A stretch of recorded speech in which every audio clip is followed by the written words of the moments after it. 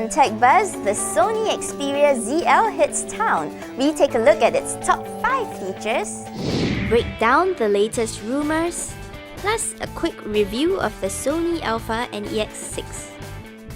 This week, Sony announced that the Xperia Z and ZL will be available in some Southeast Asian countries, including Singapore.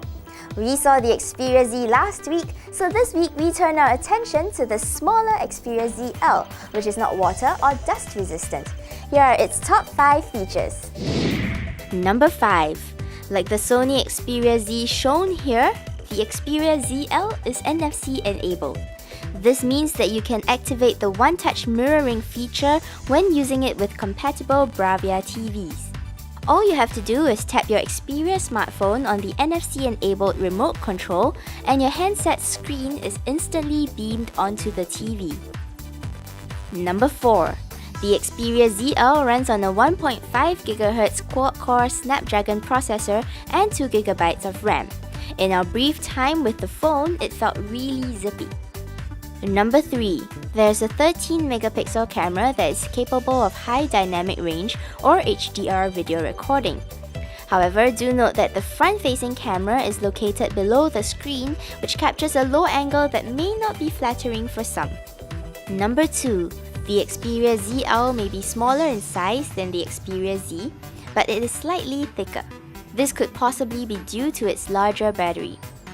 The back cover sports a matte finish, which is less prone to fingerprints than the Xperia Z. And number 1.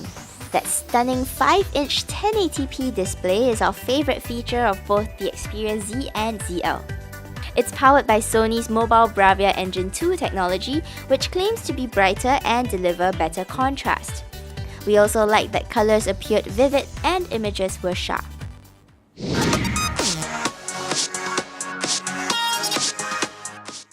According to leaked training documents, the first BlackBerry 10 L series phone will sport a 4.2-inch HD display.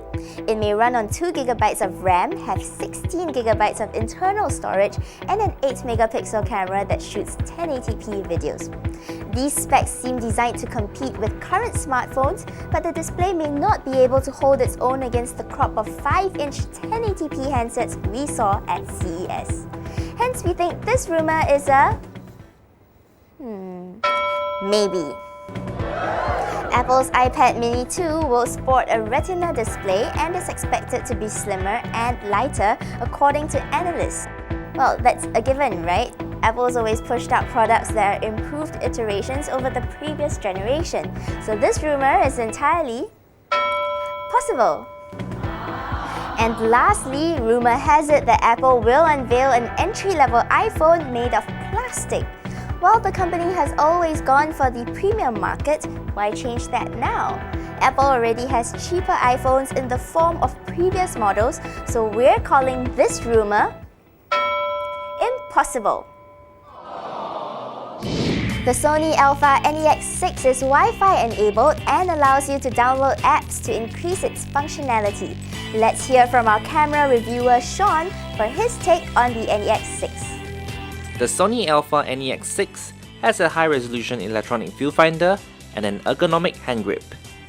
However, the screen does not tilt 180 degrees like the Sony NEX F3. Based on our time using the camera so far, colors were accurately reproduced and vivid, like any other NEX cameras that we've reviewed.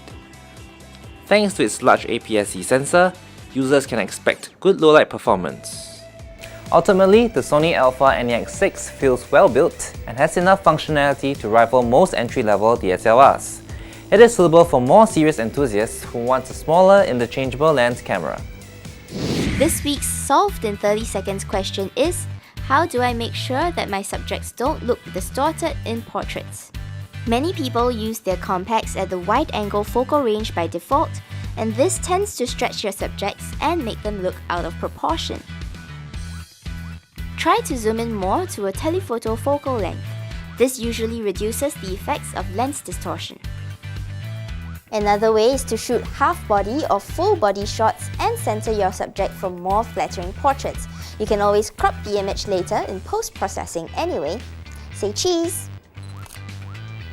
And And that's all for Tech Buzz this week. Thanks for watching and see you next week. I'm Jacqueline, buzzing out.